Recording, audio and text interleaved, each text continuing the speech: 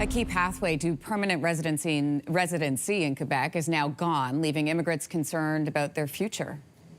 Listen, I'm not a number, I am a human being, and so is everybody that you can see today. They have families, they have children, their brothers and sisters, they're all working hard. We're all here to contribute to Quebec and of course Canada. Alors je vous demande. So we're talking about the Quebec Experience program. This is a program that sped up permanent residency applications for temporary foreign workers and for foreign students who graduated in the province.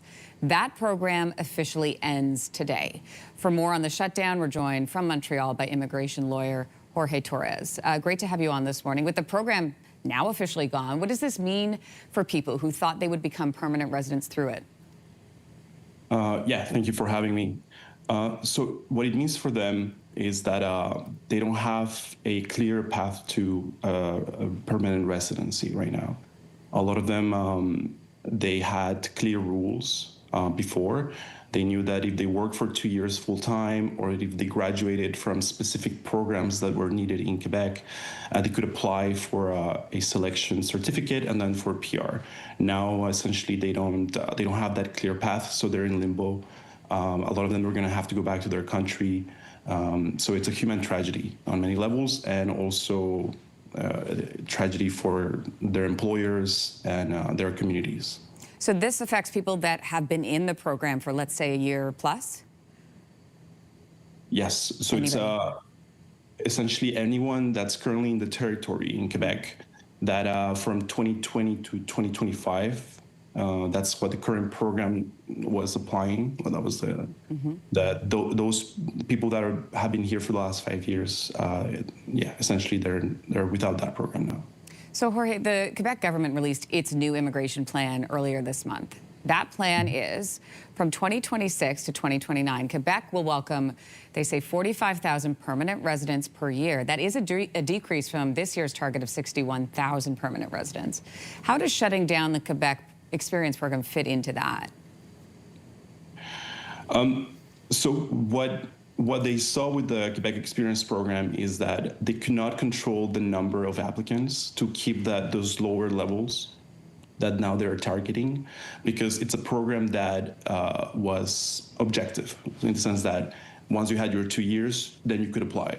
And in the territory in Quebec, we have way more than 45,000 temporary foreign workers and students that could have applied to that program. So essentially, in order to put a hard cap, they had to eliminate the program. Yeah. I want to ask you about another program. Quebec's new skilled worker selection program, I understand, is now the only pathway for economic immigration into the province. So how does that program work? The new program is a lottery. It's not the formal term, but it's a lottery system in the sense that the Quebec government will choose when and who and how many people they're going to apply.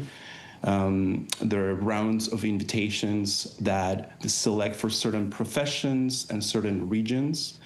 The problem is that Quebec already announced that essentially the city of Montreal, the region of Montreal, will receive essentially no invitations. So that's what they're saying publicly. So that essentially everyone that's in Montreal will not get invited. We've reached out to the Quebec Immigration Minister, Jean-François Roberge. His office referred us to a post on X that the minister made Tuesday. I'm going to read a little bit to you. Quote, modifying its public policies when the situation requires is not changing the rules of the game. It is good governance. Quebec has the right and the duty to select its own permanent immigrants based on its needs and in respect of the targets of its multi-year planning. When you hear that, what do you hear? Well, I understand what he says. What I believe it's really good governance, if you ask me, is to have clear rules, because that will attract, we need talent in this country, in Quebec.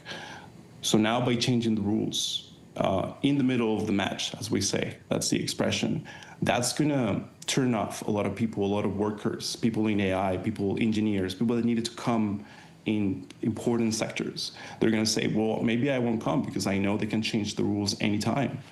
Overnight, that's how it happened with this program. So that's not good governance. If you ask me, that's bad governance in the sense that it sets a bad precedent. It's essentially a government that cannot be trusted. Yeah, so that's my opinion on that statement. Yeah. Well, Jorge Torres, we appreciate your time this morning. Thank you. Thank you for having me. All right, take care. If you like that video, make sure to subscribe to the Your Morning YouTube feed, where you can find all kinds of new content posted every weekday morning.